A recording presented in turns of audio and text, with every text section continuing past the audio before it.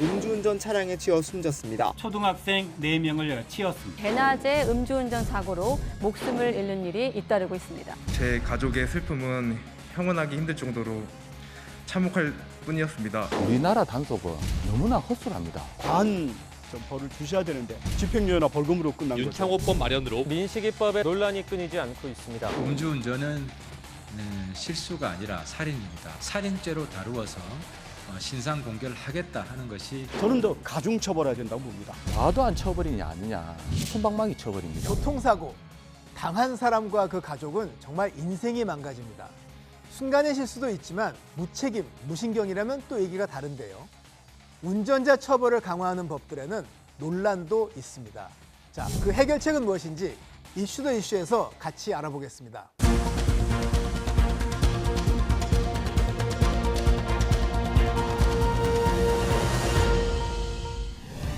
남들 안 하는 속 깊은 이야기를 해봅니다. 안녕하세요. 이슈 더 이슈 박찬입니다. 충격적인 사건, 사고가 생기면은 이름을 딴 법이 나옵니다. 그리고 아주 엄한 처벌이 등장하는데요. 하지만 어이없는 사고는 여전히 계속 나오고 또 법이 잘못됐다 이런 지적도 간혹 나옵니다. 그래서 내용 있는 대안을 위해 한번 꼼꼼히 살펴보겠습니다.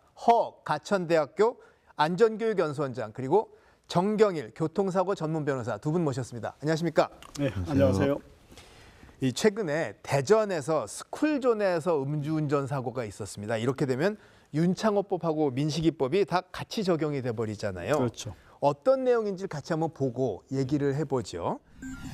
승용차 한 대가 빠른 속도로 좌회전합니다. 2차선 도로 바깥쪽을 부딪힐 듯 돌더니 중앙선을 넘어 그대로 인도로 돌진합니다. 어린이 보호구역에서 길을 걷던 초등학생 4명은 피할 틈도 없이 화를 당했습니다.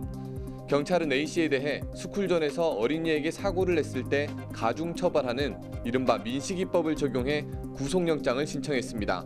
이번 사고는 어린이 보호구역 내에서 발생한 사고로서 특정 범죄 가중처벌법에 의거 위법 조치가 되고요. 또 목격자 대상으로 참고인 조사를 한 후에 위법 사항이 발생되면은 추가 입건할 예정입니다. 이게 사실 특정 범죄에 대한 가중처벌이 적용되는 예인데 보시다시피 어린이 사망에 대한 요건과 상해에 대한 요건이 같이 되고 여기 보시면은 가중처벌이 2개가 붙게 되는 참 중한 사안인데요.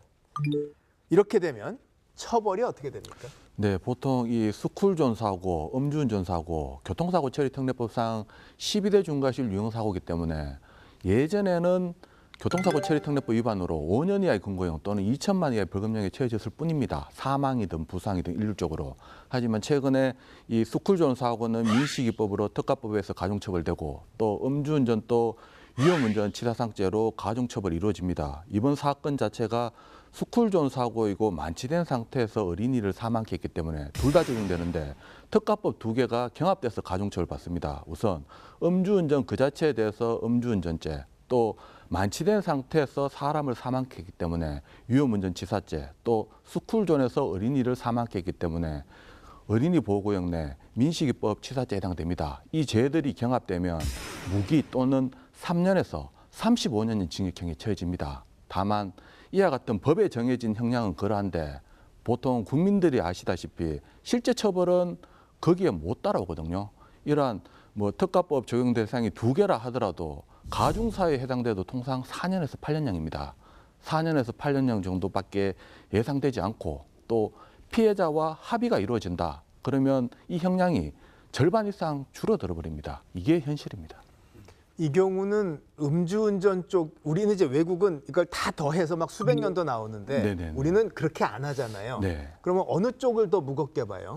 지금 법정형을 본다면 스쿨존, 어린이 보호구역 내 치사죄는 사망의 경우에는 무기 또는 3년 이상의 징역형, 윤창호법 위험운전 치사도 마찬가지로 무기 또는 3년 이상의 징역형 똑같습니다. 그렇기 때문에 2죄가 경합돼서 가장 중한 죄의 2분의 1이 가중되는데 무기징역형은 그대로 무기징역형 그리고 3년에서 30년의 징역형에서 30년의 2분의 1이 가중돼서 3년에서 45년 징역형 범위 내에서 법원에서는 선고할 수는 있습니다. 네, 좀 여러 가지 정황을 봐서 양형을 할 텐데 네. 문제는 음주운전의 경우 우리는 이렇게 상급신고로 가면서 감형이 되는 사례가 많다는데 왜 그러죠? 네. 지금 이와 같이 법정형은 무기 또는 3년에서 35년 징역형인데 실제 선고형이 가중 사유가 있어도 4년에서 8년형, 또 이것이 항소심으로 간다. 2심으로 가게 된다면 1심이든 2심이든 재판은 피고인, 판사, 검사 3명이서 이루어집니다. 피해자는 없습니다. 그렇기 때문에 재판이 이루어지는 과정에서 피고인의 사정을 판사는 많이 듣게 되고 피해자의 사정 듣는 데는 제한이 생깁니다. 또 2심 진행 과정에서 반성하는 부분 보이고 또 뭐 합의하는 과정이 나타난다. 그러면 형량이 줄어들고 현실적으로도 보통 형량이 올라가는 경우보다 줄어드는 경우가 훨씬 더 많습니다. 그런데 이 감형 사유 중에요. 예. 음주운전의 경우 특히 그 자동차 종합보험에 가입하면은 감형 사유가 된다고 하는데 이게 이유가 뭡니까? 사실 지금 거의 다 자동차 종합보험에 다 가입하잖아요. 근데 결국은 그 이 가해자가 이 피해자의 어떤 그 신속한 회복에 얼마나 적극적으로 노력을 했냐, 뭐 이런 거를 보는 거죠. 결국은 뭐 종합보험 가입하고 또 뭐 공탁금을 뭐 건다든가 또 피해자하고 합의를 해가지고서 뭔가 좀 이 피해자가 좀 과한 처벌을 하지 않도록 하는 거에 동의를 해준다든가 이건 뭐 그런 노력을 적극적으로 하는 거잖아요. 뭐 또 초범이라든가. 근데 과연 이런 부분이 자칫 그 가해자의 이 어떤 이런 큰 사고에 대해서 이걸 둔감하게 만들어줘 가지고 또 다른 그런 사고가 또 발생하게 할 그런 우려가 있는 거 아닌가라는 그런 염려가 들고요. 아까 우리 그 정 변호사님 이 법원에서의 선고 형량이 자꾸 줄어든다 이랬는데요. 지금 민식이법이 2020년부터 발효가 됐거든요. 네. 그래서 현재까지 그 173건이 법원에서 1심 판결이 났습니다. 근데 이 중에서 8건, 불과 채 5%도 안 되는데 8건만이 실형을 선고했습니다. 집행유예나 벌금으로 끝난 거죠. 그러다 보니까 민식이법이 적용이 되면서 스쿨존에서 이렇게 아이들을 사상케 했는데 결국은 이 실형을 때리는 이런 비율이 이렇게 줄어든다면은 이렇게 법만 아무리 강화시켜봤자 결국 정작 법원에서 그런 좀 양형 기준을 높여줘 갖고 과한 좀 벌을 주셔야 되는데 그러지 못하다 보니까 또 이런 문제도 발생하는 겁니다. 지금 말씀은 조심스러운 것이 예. 법원은 나름의 판단이 있을 거 아니에요. 이제 감정적으로는 아니 이런 나쁜 사람을 혼내줘야지, 예. 콩밥을 먹어야지라고 하지만 법원의 얘기는 그 나름의 판결문에 있을 거거든요. 예를 들어서 자동차 종합보험의 경우는 이런 게 있어요.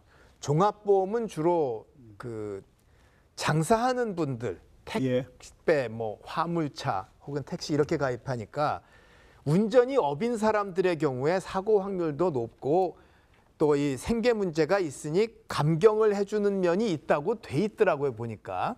또 다른 사안마다 있을 텐데 실형을 해야 되는 건가요? 이거는 네. 법원의 판단은 왜 그렇게 나와요? 결국은 한 생명이 침해당할 정도다. 그 정도가 됐을 때는 사람이 침해당한 것은 고의교통사고나 과실교통사고나 피해자 입장에서는 사실 그렇죠. 마찬가지입니다. 그런 부분이 가만히 되기 때문에 종합보험이나 피해자와 합의되지 않으면 원칙적으로 사망사건의 경우에는 실형을 선고하는데 이 부분에 대해서는 당연합니다. 실형 선고하는 건 당연한데 고의교통사고와 비교했을 때는 형량 차이가 너무나 많이 나거든요. 오히려 이런 부분에 대해서 법원에서 법에 정해진 대로 제대로 된 판단을 하느냐, 이 부분은 오히려 짚고 넘어가야 되는 부분입니다. 판결문에 모든 사정이 나타난다. 그 사정은 피고인이 변론한 부분이 반영된 것이지 피해자가 호소한 부분은 제한적입니다. 그 부분에서 제가 좀 하나 짚고 싶은 게요. 그러니까 저는 양형 기준 자체가 이게 과연 정말 이게 최선의 방법, 올바른 거냐. 좀 전에 이 생계형 운전자들은 좀 감경해 준다. 어떻게 보면 핸들이 우리 가족의 생계를 책임지는 운전자입니다. 근데 그런 운전자가 저는 음주운전을 한다? 저는 더 가중처벌해야 된다고 봅니다. 그래야지만 다음부터 운전을 더 안 하죠. 실제 미국의 메릴랜드 주 같은 경우는 가중처벌합니다. 사실 봐주는 게 아니죠. 이 생계형 운전자는 우리는 술 먹어도 조금 봐준다라는 그런 생각이 나중에 또 음주운전을 부추길 수 있고 정말로 또 치명적인 손상이 올 수 있는 거거든요. 그래서 저는 그런 기준 자체가 이제는 한번 좀 또 다시 한번 좀 제로 베이스 놓고서 재검토할 필요가 있다. 뭐 그 말씀을 제가 좀 드리는 겁니다. 지금 변호사님 말씀도 이제 이게 중요한 것 같아요. 공판 과정이 되면서 피해자의 목소리가 반영이 덜 되고 가해자의 사연이 많이 반영되는 측면이 있다. 더하여 법원은 지금 허 원장님 말씀처럼 이거 더 강화해야 되는데 양형이 잘못됐다고 하면 법원은 거기 뭐라고 답해요? 사실 양형 기준은 숫자입니다. 보통 기본 유형은 위험운전치사 2년에서 5년, 가중사에 해당되면 4년에서 8년인데 법에 정해진 것은 무기 또는 3년에서 30년 이하의 징역형이거든요. 이 숫자만 비교하더라도 이게 과연 기본 유형에 해당되냐. 기본 유형이 2년에서 5년이란 말은 3년보다도 더 내려가야 된다는 것은 정상 참작 감경을 해야 됩니다. 무조건. 이 부분에 대해서 출발점부터 양형 기준이 너무 낮게 책정돼 있다. 물론 과거보다는 높아지고는 있지만 아직까지 국민들이나 법에 정해진 만큼은 못 따르고 있습니다. 하물며 피해자 눈높이에는 당연히 못 따르고요. 술 취한 채로 운전해서 사람이 상했다. 이게 당한 입장에선 정말 억울하고 화가 날 수밖에 없는데 법 집행에는 또 여러 현실이 있긴 하죠. 그래서 피해자 가족의 심정을 같이 좀 들어보겠습니다. 오늘 오전 11시 50분쯤 대구 감상동 지하철 죽전역 2번 출구 앞에서 승합차가 인도로 돌진했습니다. 이 사고로 인도를 지나던 50대 여성이 심정지 상태로 병원으로 옮겨졌고 60대 운전자도 크게 다쳐 병원으로 이송됐습니다. 경찰은 운전자와 목격자 등을 상대로 정확한 사고 원인을 조사하고 있습니다. 나오셔서 고맙습니다. 이게 먼저 이 고인의 명복을 빌고요. 가해자가 2차례나 음주운전 전과가 있었는데도 가장이라는 이유로 감형을 받았다. 이게 어떻게 이해하고 계세요? 말도 안 되죠. 자기의 배우자의 임종은 지키고 싶고 한 가정의 이제 어머니는 뭐 죽여버렸는데 자기 가정을 살리겠다는 건 사실 말도 안 되는 일인 거죠. 그러면 사고 이후에 이 가해자 측하고 사과, 합의 이런 거는 어떻게 되셨습니까? 이제 최초에 검사 수사 다 되기 전에 경찰 수사 때 연락이 오고 그 이후로는 일단 합의에 대한 얘기는 없었어요. 사과도 당사자는 한 번도 없었고 법원에서조차 한 번도 없었고 그냥 이제 그 가해자의 매형이라는 사람이 뭐 전화상으로 아니면 한번 만났을 때 그때 이제 사과하는 거였는데 사과를 하는 행동도 사과하는 게 아니었고 자기는 제3자인데 자기가 대표로 어쩔 수 없이 나왔다 이런 식으로 얘기를 하니까 진심이 전혀 없다라고 생각이 들었죠. 그러면 사고 이후 과정에서 여러 가지 감정이 있으실 텐데 억울한 점이 있으신 말씀해 주시죠. 저희가 할 수 있는 게 아무것도 없었어요. 경찰 이제 처음에 수사할 때부터 CCTV 알아보는 것도 저희가 다 해야 되고 그냥 경찰은 너무 확실한 사건이다 보니까 뭐 그렇게까지 뭐 적극적으로 나서진 않았던 것 같아요. 근데 저희는 하나라도 그 증거 아니면 저희가 엄마의 마지막 모습을 보고 싶어서 막 찾아다녔는데 뭐 나오는 건 아무것도 없고 그리고 뭐 조사를 하는데 그 사람은 다쳤다는 이유만으로 구속이 안 되면서 계속 하염없이 기다리고 저희가 물으면 그냥 아직 수사 중이다. 뭐 검찰이 이제 구속영장을 신청을 해도 계속 기각이 됐어요. 보주 우려가 없다고. 그때도 절망했고 재판이 시작되면서도 저희가 할 수 있는 거는 탄원서 쓰는 거 하나밖에 없었어요. 결국은 결론적으로 보면은 탄원서를 써도 의미가 없었던 거예요. 그러니까 저희는 뭘 해도 안 됐고 뭘 할 수도 없었던 거예요. 그냥 하염없이 시간만 지나고 그냥 육체적, 정신적으로 그냥 되게 많이 지쳤어요. 자, 음주운전 어떻게 보면 직접 당하신 입장에서 많이 제일 잘 알고 계시기도 한데 가장 바라는 점, 꼭 부탁하는 점 말씀해 주시죠.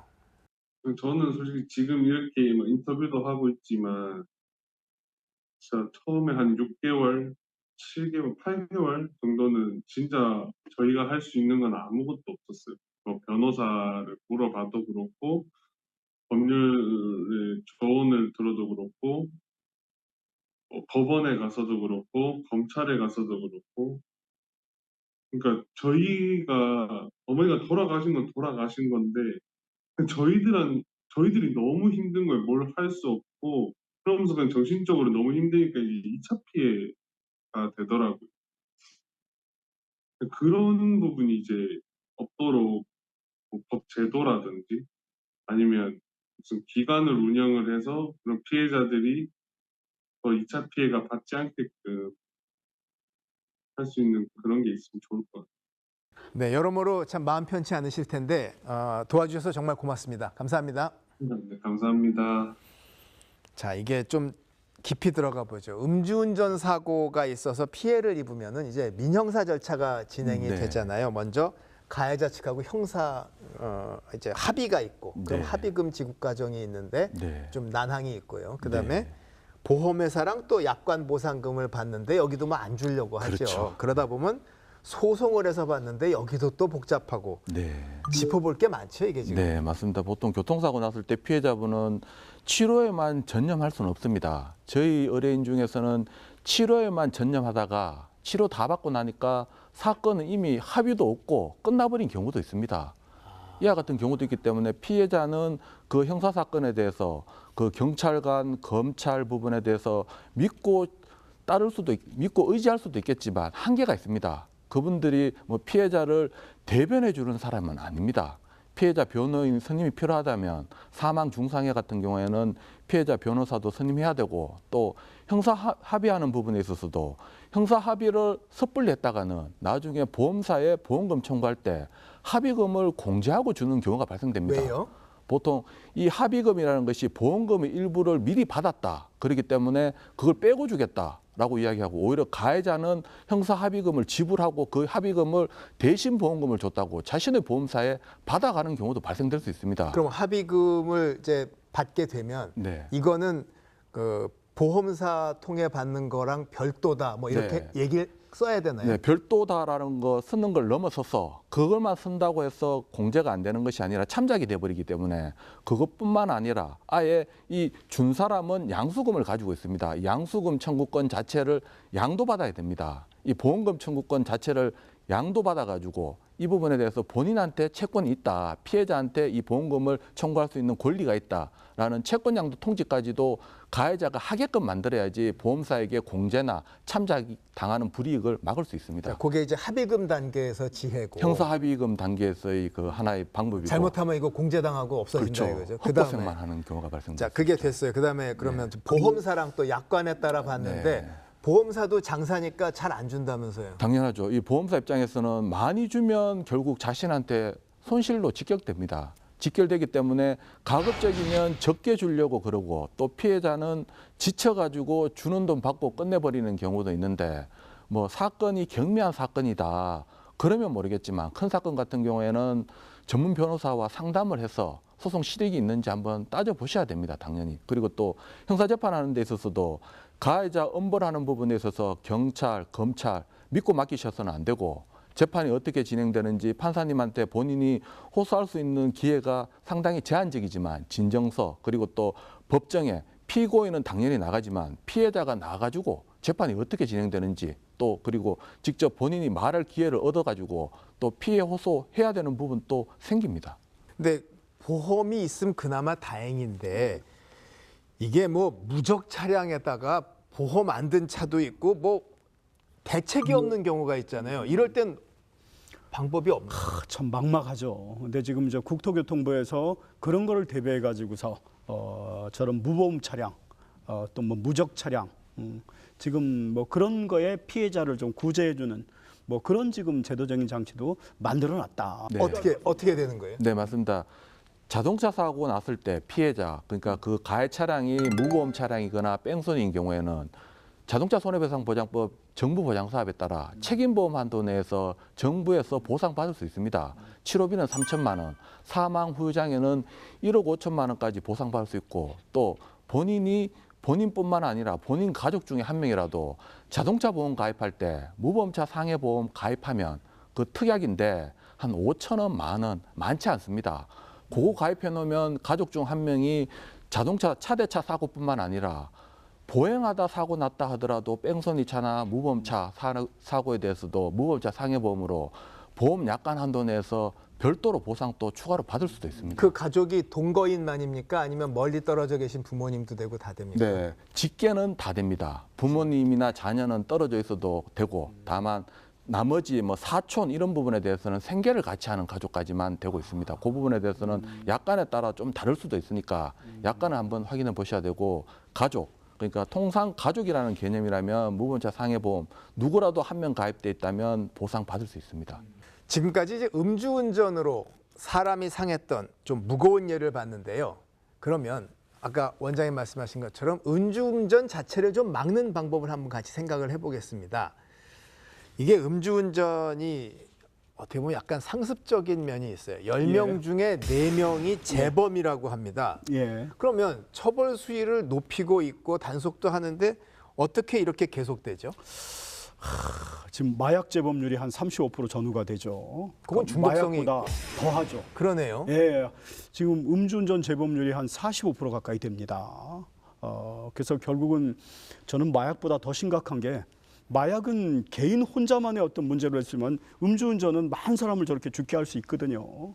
그래서 결국은 이 음주운전의 단속망이 허술해서 그런 겁니다. 지금 나름대로 경찰이 단속은 지금 열심히 하고는 있습니다만 그 단속에 한계가 있고 특히 요즘에 보면은 낮에 사고가 또 음주운전 사고가 많이 발생합니다. 지난달 대전에서 만취 운전자가 9살 배승아 양을 덮쳤습니다. 승아 양이 사망하고 같이 있던 초등학생 3명이 중상을 입었는데 운전자는 당시 오후 2시 넘어서까지 낮술을 마셔 몸도 가누지 못하는 지경이었는데도 차를 몬 것으로 드러났습니다.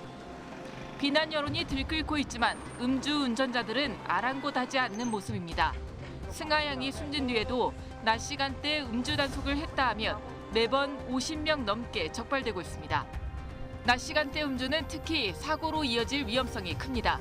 지난해 전체 음주운전 단속 건수의 11.7%가 해가 떠 있는 오전 8시부터 오후 6시 사이에 적발되는데 음주운전 교통사고 중에선 주간 음주자의 비율이 20%까지 뛰었습니다. 낮에는 밤보다 단속이 덜 이루어지니까 술을 마시고도 운전대를 잡는 사람이 많고 사고 발생 비율도 높다는 분석입니다. 보통 1대 10의 원칙이라고 있거든요. 10번 위반하면 1번 단속당한다고 하는데요. 낮에 설마 단속하겠어라는 생각입니다. 또 이 정도는 먹어도 괜찮다. 사실 경찰이 밤낮으로 단속하기 힘들거든요. 최근 음주사고 사망자는 연간 200여 명, 이틀에 1명이 목숨을 잃는 셈입니다. 음주운전은 재범률이 마약 복용보다 높은 만큼 피해를 막기 위한 특단의 대책이 마련되어야 한다는 지적입니다. 결국은 뭐 낮에는 단속 안 한다. 결국 내가 안 걸린다고 생각하는 이게 문제고 실제 또 아마 상당수는 술을 먹고도 안 걸릴 겁니다. 그래서 나는 뭐 운이 좋아서 안 걸린다. 운이 나빠서 안 걸렸다고 제가 말씀드렸는데요. 이런 사회적 분위기가 저는 좀 문제가 있다고 봅니다. 근데 또 다른 한편으로는요. 음주운전자에 대해서 처벌을 더 엄하게 강하게 하자는 목소리도 높습니다. 이 댓글 반응을 좀 보겠습니다. 음주운전자는 살인 미수죄 법으로 정하자. 그리고 피해자에게 보상금 200억, 가해자에게 벌금 100억 법으로 정하자. 네, 국민 정서죠 이게. 또 변호사님. 네네네. 그럼 다른 가정까지 망가뜨리는 음주운전 이제는 정말 근절해야 됩니다. 자기 자신만 생각하지 맙시다. 네, 다음 것 한번. 음주운전 하는 거 보고도 아무 말하는 거 자체가 방조잖아. 네, 음주운전으로 살인이면 무기징역형을 줘야지. 네. 이게 어떻게 보면 국민들의 또 솔직한 마음이잖아요. 그렇죠. 이런 마음이 모여서 표가 되고 법안이 되는 건데 문제는 자 이렇다면 이렇게들 생각하면 단속부터 엄격하게 하는 게 맞긴 한데 길 막고 단속을 하면은 길 엄청 막히고 이거가 사실 또 좀 교통권 침해기도 하고 계속 그게 어렵지 않아요? 그렇죠. 그게 뭐 투망식 단속이죠. 네. 그래서 일정 지역을 딱 투망식으로 해가지고 모든 사람을 단속하다 보니까 차 정체는 물론이고 또 바쁜 분들 아마 또 대부분은 다 음주 안 하신 분들일 겁니다. 그렇기 때문에 좀 비효율적이다라는 뭐 그런 얘기도 있어가지고 맞춤형식 단속. 그런 음주 한 조짐이 보이는 그런 운전자들만 골라내가지고 단속하는 그런 뭐 쪽집게식 단속이라고 표현합니다만 어쨌든 뭐 그런 식으로 하는데요. 저는 여기서요, 이 음주운전자들은 저는 사면 대상에서 제외시켜야 된다고 봅니다. 사실 뭐 각종 교통법규 위반, 음주운전, 국가적 어떤 광복절이라든가 이러면 사면을 해주잖아요. 제가 한번 전에 사면 대상에서 음주운전자는 제외하자 이런 글을 한번 제가 언론에 냈다가 엄청나게 공격을 받았습니다. 원장님한테 공격하던 분들은 나름의 자기 논리가 뭐였어요? 그렇죠. 왜 우리는 사면 이 대통령께서 행사하는 사면 대상에서 왜 제외를 시켜야 되냐? 더 나쁜 사람도 있다. 그러면서 이제는 저를 엄청 공격을 했는데 지난번에 한번 이 음주운전으로 사면을 받은 사람이 바로 운전하다가 음주운전 사고로 사망한 그런 예가 있었습니다. 본인이? 본인이. 물론 또 다친 사람도 저쪽에 있겠죠. 그렇겠죠. 그래서 결국은 이 음주운전을 사면해주고 감경해주고 하는 거는 절대 그 음주운전자를 위해서 바람직하지 않다. 뭐 그 말씀을 제가 드리고 싶습니다. 동승자, 음주운전의 경우에 동승자에 대한 처벌도 일종의 대안으로 거론이 되는데 어떻게 보세요? 네, 사실 음주운전 동승자에 대한 처벌이 예전에는 거의 전무했습니다. 집중 단속을 할 때 음주운전자에 대해서 혈중 알코올 농도만 측정해가지고 그 사람에 대해서 음주운전죄로 입건해가지고 처벌받게 했었습니다. 동승자는 아예 건들지도 않고 다만 그 동승자가 단속 경찰과 눈밖에 났다든가 그러면 이제 방조 혐의에 대해서 입건해서 조사를 한다든가 하지만 최근에는 같이 술 먹었고 그 관계가 친구다, 부부 관계다. 그러면 음주운전 동승자에 대해서도 같이 요즘엔 처벌하고 있습니다. 최근에 그 스쿨존에서 성하양 사건 같은 경우에도 같이 술 먹은 사람들 다 조사했다고 합니다. 물론 여기에 대해서 음주를 방조했느냐 안 했느냐 이 부분에서 별도 검토도 필요하겠지만 그래도 음주운전 방조에 대해서 그나마 법이 없는데도 수사기관이 예전에 소극적인 의지를 보였다면 지금은 적극적인 의지를 보이면서 어느 정도 보완은 하고 있습니다. 자, 잇따른 음주운전 사고 때문에 이 예방을 위한 다양한 대안들이 논의가 되고 있습니다. 어떤 얘기들인지 같이 보겠습니다. 소주를 마신 뒤 차량에 부착된 기기에 크게 숨을 불어넣으니 혈중 알코올 농도 0.045%라는 문구가 화면에 뜹니다. 차키를 넣고 돌려봐도 시동이 걸리지 않습니다. 운전자의 입김을 측정해 면허 정지 수치인 0.03%를 넘는 것으로 나타나면 차량 시동이 잠기는 장치입니다. 다른 사람이 대신 숨을 불어주는 꼼수를 막기 위해 얼굴 인식 카메라를 설치해 시동을 건 사람과 실제로 차를 몬 사람이 같은지 확인하는 기술도 개발됐습니다. 이미 일부 민간 기업이 통근버스에 시범 도입한 이런 음주 시동 잠금 장치는 얼마 전 음주 차량에 치여 목숨을 잃은 배승하양 사건을 계기로 주목을 받고 있습니다. 지난 1일엔 관련 법안도 발의됐습니다. 음주운전을 하다 적발된 사람에게 나중에 면허를 재발급해줄 때 차량에 최대 5년 동안 잠금 장치를 다는 조건을 다는 게 골자입니다. 설치 비용은 음주운전자 본인이 부담해야 하고 장치가 없는 차량을 운전하거나 무단으로 떼면 벌칙도 부과됩니다. 또 어린이 보호구역에서 음주운전으로 인명사고를 낸 경우 가해자 신상을 공개하는 내용의 법안도 잇따라 발의됐는데 국회 문턱을 넘을지 관심입니다. 음주치사죄를 살인에 준하는 중대범죄로 다룬다는 그런 새로운 의미가 있습니다. 자, 시동을 아예 안 되게 잠그자. 효과가 있나요? 효과는 저는 아주 클 거라고 봅니다. 이그니션 인터락이라고 하죠. 네. 사실은 음주운전이 재범률이 45% 된다고 말씀드렸는데요. 실제 이 음주운전 시동 잠금 장치는 음주운전 전력이 있으면 내가 불어보고 이게 일정 수치가 나오면은 이게 시동이 안 걸리도록 하는 거니까 저는 음주운전을 근원적으로 줄일 수 있다고 보고요. 실제로 미국이라든가 뭐 캐나다, 스웨덴 뭐 오래전부터 실시했는데 재범률이 적게는 64%, 스웨덴 같은 경우는 재범률이 95%까지 줄였습니다. 이것까지 설치하고서 이렇게 불었면서도 과연 음주운전 하겠습니까? 그래서 저는 효과는 아주 클 거다라는 생각이 듭니다. 근데 사람이 살다 보면 예. 긴급 피난이란 게 있잖아요. 급히 뭘 해야 된다. 네. 법적으로는 어떻게 긴급 피난 시의 필요도 있고 또 뭐 네네네. 다양한 논점이 가능하지 않습니까? 맞습니다. 음주운전 하는 것 자체가 형사처벌 대상인데 긴급 피난에 해당되면 처벌받지 않습니다. 뭐 자신의 생명이나 재산, 다른 사람의 생명이나 재산 급박한 위난에 처했을 때 불가피한 행동은 처벌할 수 없는데 실제 인정된 뇌가 성범죄자를 피하기 위해서 운전해서 도망갔다. 네. 그런 경우에는 긴급 피난 인정된 뇌가 있고 또 음주운전자가 대리기사를 불렀는데 다툼이 발생해서 대로변에 대리기사가 차를 두고 가버렸다. 이 2차 사고를 방지하기 위해서 부득이하게 차를 안전한 곳으로 약간 이동시켰다. 이런 경우에는 빠지기도 하는데 이게 원칙이 돼서는 안 됩니다. 원칙적으로 음주운전 해서는 안 되는 것이고 여기에 대해서 무조건 처벌받는다라는 전제하에서 그러한 긴급 피난이라는 것도 사실 판결에서 정립이 됐다는 말은 기소까지 됐다는 말이거든요. 그런 예외적인 사항은 사실 상정해서 될 문제는 아니고 나중에 문제가 됐을 때 예외적으로 선처받을 수 있다라는 정도까지만 생각해야 될 것으로 봅니다. 그러니까 시동잠금도 뭐 이런 걸 감안해서 또 디자인하면 되겠죠, 사실은. 그러면 신상 공개 이건 어떻게 돼요? 저는 그것도 찬성입니다. 사실 그동안의 신상 공개는 아주 막 성에 관련된 아주 나쁜 범죄자들 또 잔악한 살인 이런 사람들을 신상 공개를 해왔잖아요.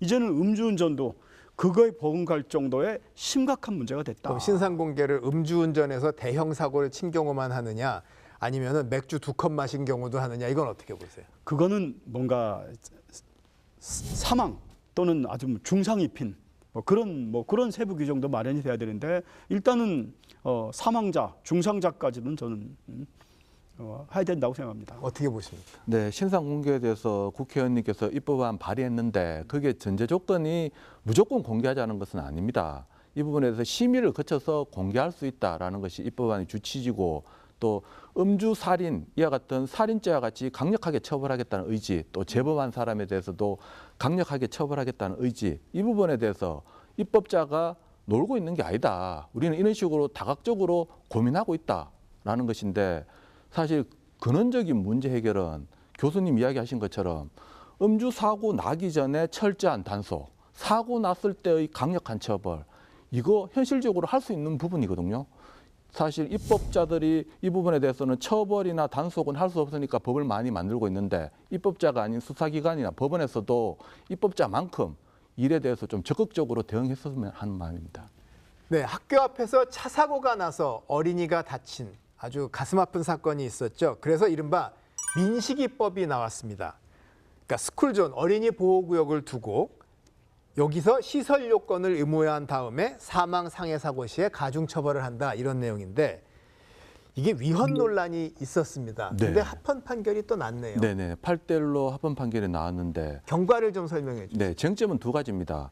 이와 같이 어린이 보호구역 내 사고에 대한 처벌 자체를 가중하는 것이 합헌이냐 위헌이냐, 그리고 또 가중한다 하더라도 과도한 가중이냐 아니냐, 여기에 대한 쟁점이 두 가지였는데 이 어린이 보호구역에서 어린이의 생명과 안전을 지키기 위한 가중 처벌하는 것 자체는 문제되지 않는다. 이 부분에 대해서는 저는 합헌 의견이었습니다. 다만 과도한 처벌이냐 아니냐, 특히 사망의 경우에는 벌금형이 없는 무기징역 또는 3년 이상의 징역형이다. 그러면 벌금형이 없기 때문에 가장 하한이 집행유예다. 그러면 이 부분에 대해서는 너무 과도한 게 아니냐라는 부분이 쟁점이 되었었는데 어린이의 생명이 침해당한 상태에서의 과다한 것으로 볼 수 없다. 또 집행유예도 할 수 있고 판사, 법원에서 장량강경, 정상 찬작 강경도 할 수 있기 때문에 과다한 침해라고 볼 수 없다라고 봐서 합헌 결정한 바가 있었습니다.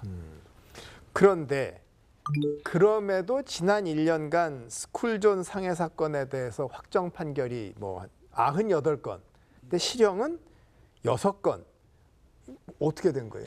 네, 사실 스쿨존에서의 사고 자체가 일반 도로보다는 범위가 좁기 때문에 전반적으로 절대적인 수치가 적긴 적습니다. 그런데도 지금 확정 판결 중에서도 6건밖에 없었다라는 것은 지금 법에는 뭐 1년에서 15년 징역형 또는 500에서 3천만 원 벌금형, 사망의 경우에는 무기 또는 3년 이상의 징역형에 처하라고 만들어져 있지만 정작 실상은 솜방망이 처벌이 이루어지고 있다는 걸 나타내고 있거든요. 또 여기에서 수사기관에서 불기소 의견으로 송치, 또 검찰 단계에서의 뭐 불기소나 뭐 또 기소유예 해버리는 것까지 고려한다면 더 제대로 된 처벌이 이루어지지 않다라고 볼 수밖에 없거든요. 운전자들은 이 스쿨존 사고에 대한 사고 이거 너무 무섭게 처벌한다, 무섭다, 우려도 많았는데 정작 현실은 솜방망이 처벌입니다. 오히려 이 부분에 대해서는 피해자나 국민들의 눈높이를 봤을 때는 더 높여요.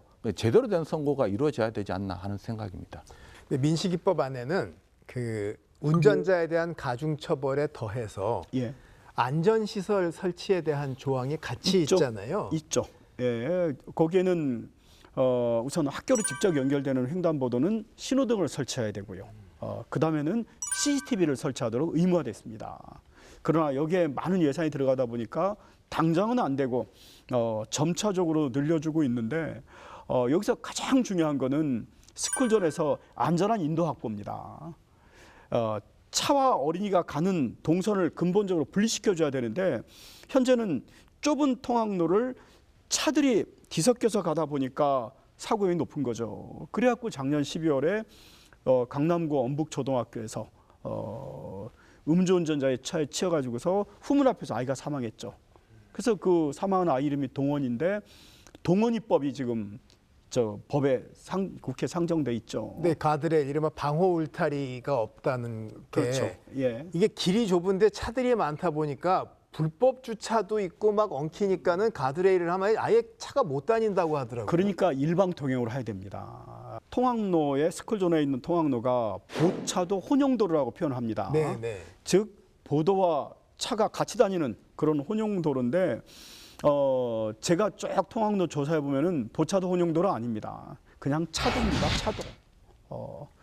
노란 선 하나. 네. 채 한 50cm밖에 안 되는 그런 노란 선 하나만 거놓고요. 그런 좁은 도로를 양방 통행시킵니다. 이거는 어떻게 보도라고 볼 수가 없잖아요.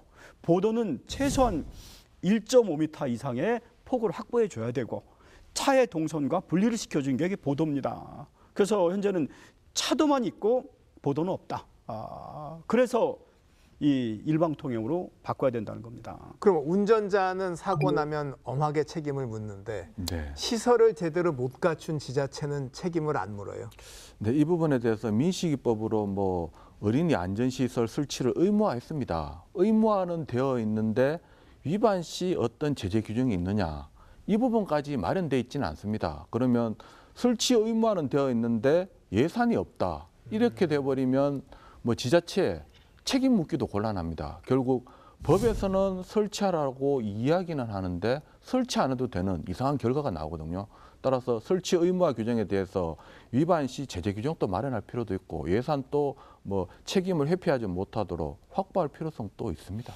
그래서 이제는 이 교통시설 특별회계라고 있습니다. 우리가 보통 유류세 붙는 요 교특회계라고 하는데 예산이 한 13조, 14조 가까이 됩니다.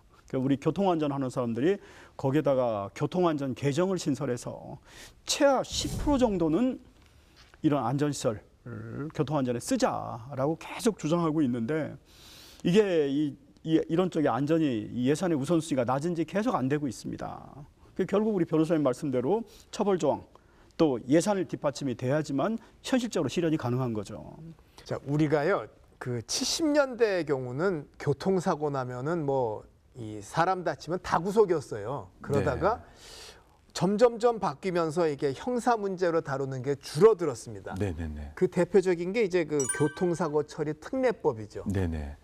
사실 이와 같은 교통사고 자체는 업무상 과실치사상죄입니다. 합의하더라도 종합보험에 가입돼 있더라도 원래 형사처벌 받는 게 원칙이었는데 교통사고 처리 특례법이 만들어져서 이 부분에 대해서는 합의 내지 종합보험에 가입돼 있으면 처벌하지 않겠다라고 만든 게 교통사고 처리 특례법이고, 다만 운전자의 비난 가능성이 큰 거 처음에는 8가지였습니다. 지금은 12가지가 되었지만 이 12대 중과실에 한해서만큼은 처벌하겠다라고 예외 조항을 둬서 좀 궁색하지만 운전자한테는 특례를 주고 피해자한테는 어떻게 본다면 합의를 안 하더라도 종합보험에 가입되어 있으면 사과도 안 하고 보험 처리로 끝나버리고 피해자는 정작 호소하는 것이 가해자한테 호소하는 것이 아니라 보험사한테 호소하는 이런 상황이 발생되고 있는 이 가장 큰 문제가 교통사고 처리 특례법입니다. 교수님 어떻게 그러면 저 원장님 보시기에 12대 중과실을 그래도 많이 넓힌 거긴 한데 예. 저게 솜방망이 처벌의 시작이라고 보세요? 아니면은 그 좀 운전자들을 어느 정도 보호하는 면이 있다고 보세요? 우리 교통안전하는 사람들은 아주 안 좋은 악법이다라고까지 심하게 표현합니다. 우선은요, 이 경찰의 교통사고 사상자가 1년에 한 30만 2~3만으로 발표를 합니다. 보험사의 교통사고 사상자는 2021년 기준으로 205만 명입니다. 네. 거의 6배, 7배 차이가 납니다. 이거는요, 교통사고 처리 특례법 때문에 그렇습니다. 이 교통사고 처리 특례에 12개 해당되지 않으면 경찰이 잘 조사도 안 합니다. 네. 통계도 잘 들어가지도 않아요. 뭔가 이 교통사고 통계가 얼마나 중요하냐면은 그 통계 위에 모든 정책이 쌓이는데 이런 식으로 지금 어떻게 보면 통계가 축소 왜곡돼 있습니다. 물론 경찰이 이거를 축소한 거를 그건 아닙니다. 그러나 교통사고 처리 특례법 때문에 이거 외에는 뭔가 처벌도 안 받고 하다 보니까 실제로 그것까지 조사할 이유도 못 느끼는 거예요. 선진국에는 이런 법 없습니다. 그래서 자동차 보험사 사고 내놓고서 내가 보험료 청구 안 할 사람은 없잖아요. 그래서 보험사 통계와 경찰 통계가 비슷합니다. 근데 우리는 32~3만 대 200만 명입니다. 이건 아주 근본적으로 문제가 있습니다. 그래서 차제 좀 폐지하는 이런 것도 검토가 돼야 됩니다. 그러면은 원장님은 저게 그 이른바 솜방망이 처벌의 시작이다, 없애야 된다라고 하시고 예. 입법 취지를 한 분들은 다 잡아낼 수는 없는 일 아니냐. 네. 그래서 만들었다고 하니 어떻게 합니까? 그러니까 사실 폐지 부분에 대해서 충분히 공감하고 취지도 맞긴 맞는데 문제는 제가 이야기 드린 것처럼 어처구니 없는 사고를 발생시켰는데도 12대 중과실이 아니니까 형사처벌 안 받고 보험 처리로 끝내 부분 이 부분에 대해서는 보완해야 됩니다. 계속 그걸 방지하기 위해서는 13대 중과실, 14대 중과실 계속 늘릴 건 아니고 뭐 운전자의 중대한 과실로 발생된 교통사고라면 처벌할 수 있도록 뭐 보완할 필요성은 있습니다. 아무튼 뭐 사고 크게 냈는데 합의금만 되면 면죄부 이거는 좀 아니라 이런 말씀이네요. 네, 그런 것도 맞고 12대 중과실 유형을 벗어난 운전자의 비난 가능성이 큰 사고에 대해서도 보험 처리로 끝나버리는 이 문제점도 개선해야 됩니다. 그래서 우리가 보험 범죄가 기승을 부리는 게요. 저런 식으로 이 중과실에 해당되지만 않으면은 경찰이 조사를 안 하니까 저런 식으로 또 보험 범죄가 기승을 부리는 거예요. 그래서 이거는 사실은 저는 우리 사회를 썩게 하는 거라고 봅니다. 그래서 지난번에 저희가 국회 공청회를 하면서 차라리 이렇게 12개 항목으로 하지 말고 3주 이상의 교통사고 사상자, 웬만하면 3주 나오거든요. 이런 거는 다 조사해서 이렇게 하자. 뭐 그런 식으로 하면 사실상 이 법 자체가 사물화되는 그런 효과도 있습니다. 말씀 듣고 보면은 이게 사고를 미연에 방지하는 게 정말 중요한 것 같은데 뭐 단속도 있지만 최근에는 뭐 시민 신고 보상금도 있고요, 공익 제보단도 있고 뭐 많이 있어요. 이런 게 방법이 되나요? 사실 어떻게 본다면 지금까지 문제가 발생되지 않는다면 이런 말도 안 나왔을 텐데 계속 사고에 대한 처리가 공권력으로 한계가 있으니까 이런 부분이 나타나는 것 같은데 음성적인 부분보다는 양성화해서 한번 해보는 것도 하나의 방법이지 않나 싶습니다. 해보고 문제가 발생되면 또 개선한다든가 그런데 아예 시작도 안 하고 우려하는 것도 아닌 것 같습니다. 이 카파라치대로 하죠. 네네, 그런 거 시민신고 보상금 제도입니다. 저 2002년 한일 월드컵을 맞아서 우리가 2000년하고 2001년 2년간 실시를 했는데 지금 술 마신 사람이 음주운전을 해서 신고를 드리려고 합니다. 음주운전 의심 차량이 신고센터에 접수됩니다. 곧바로 부근 순찰차에 단속 지시가 떨어집니다. 현날 때 르네상스 뒷골목에서 영동 전화국 쪽으로 음주 오신 거마. 순찰차가 신고된 차량을 추적하고 3347 차 우측으로 대주시기 바랍니다. 차량을 멈춰 세운 뒤 음주 여부를 측정합니다. 이른바 음주운전 시민 신고제로 신고한 사람에겐 10,000원짜리 교통카드를 줍니다. 그때 2000년에 2,000명을 줄였고요. 2001년에는 1,000명을 줄였습니다. 그래서 2년 시행해가지고 교통사고 사망자를 3,000명을 줄였는데 이 당시에는 카프라치 양성 학원까지 생겼습니다. 한 번 찍으면은 3,000원씩 주거든요. 그래서 목 좋은 데는 몇 천만 원씩 번다. 이러다 보니까 이 운전자들이 위반하면 걸린다라는 생각을 하는 거야. 위반만 하면 걸리는 거예요. 이러다 보니까 위반을 못 하는 겁니다.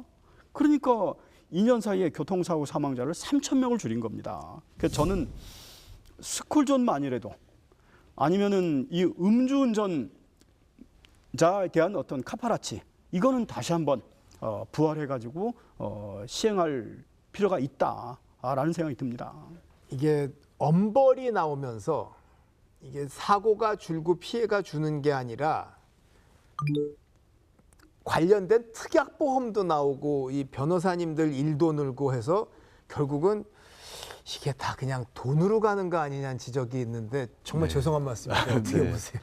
네, 어떻게 본다면 저희 존재 자체도 이런 법률적인 분쟁에서 어떤 그 존재 가치가 있기도 있는데 좀 제 스스로도 좀 죄송한 부분이 없잖아 있습니다. 하지만 법률적인 부분에 있어서 엄벌하게 처하게 해서 어떤 것을 줄이자라는 것은 법률 만능주의에 빠지는 건 맞습니다. 하지만 지금 처벌하는 게 실제 처벌이 엄하냐 이거부터 먼저 확인은 해야 됩니다.